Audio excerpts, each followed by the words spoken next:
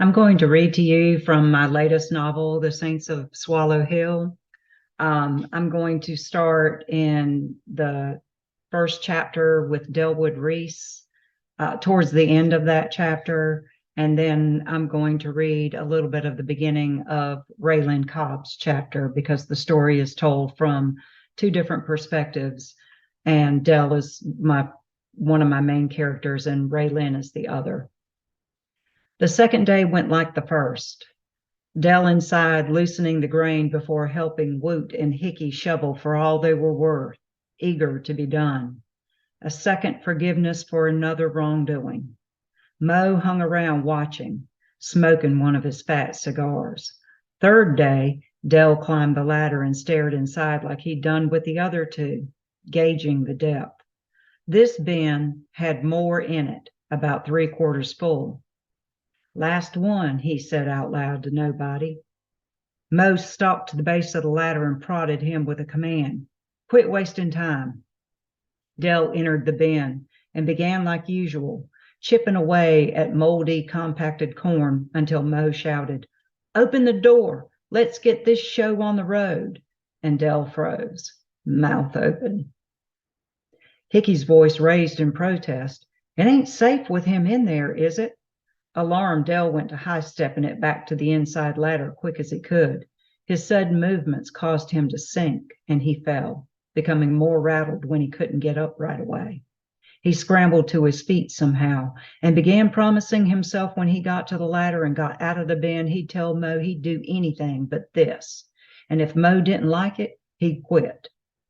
He'd find work, and if he didn't, he'd live off the land. He'd done it before. 10 more steps. And without any warning, what he feared happened. The corn suddenly collapsed around him, and he slid toward the center of the bin where he was quickly buried to his thighs. His legs felt as if they were encased in cement. He couldn't move them one bit, and he fell forward, grabbing at the grain, which did nothing but cause more to cascade down around him. He straightened up, and it was to his waist. He yelled as loud as he could, Shut the door! Shut the damn door. He stared up at the hole he'd climbed through. Empty. He coughed and wheezed and choked on the dust created by the moving grain. He yelled, Help! As Mo yelled, Shovel! He sank to his chest, his arms resting on top, futilely clawing at the kernels. It was like treading water. All he was doing was moving them around. The pressure in his descent increased with every exhalation. The corn acted like a vice, clamping down, squeezing tighter for every tiny move he made. The air gave off a distinct musty odor, and the scent made him sick. The corn was restless, relentless, like some freakish living mass that continued to build around him. It had happened so fast. If he became completely buried, how long would it take a 6-foot, 2-inch man to suffocate? And now I'm going to read you a little bit from Raylan's chapter. Raylan Cobb couldn't help but notice the first digit missing on the pointer finger of her right hand. She studied it as she waited for Billy Doyle to push a blue whistler filled with pine gum up the crudely made ramp and into the wagon. Warren, her husband of 7 years, stood in the back urging him to go slow and easy. At 25, Raylan was sure she had more scars and marks on her body than someone who lived to 100.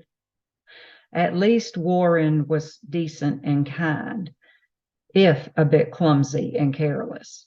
At least he'd seen fit to keep a business going, while others struggled during these hard economic times. When Billy showed up, Raylan figured the Doyles must be pretty bad off. It was April 1932, 3 years since the stock market crash, 3 years of nothing but bad news in the papers, yet they'd been able to make a bit of money selling pine gum. So what if she got hurt now and again? It wasn't like he did them things on purpose, not like when she'd been at the Magnolia Orphanage, where those in charge had a propensity for pinching the soft flesh of upper arms, leaving grape-sized bruises if they detected any sassiness. And they'd all had their share of exhausting heat or knee-knocking cold while toiling in the basement laundry under the strict guidance of Mrs. Rankin. She would have the girls scrubbing, rinsing, wringing, and hanging everything from sheets to towels to tablecloths, not to mention every single person's clothing who lived there. Because, as Mrs. Rankin often said, hard work builds character. No, being with Warren was heaven compared to that.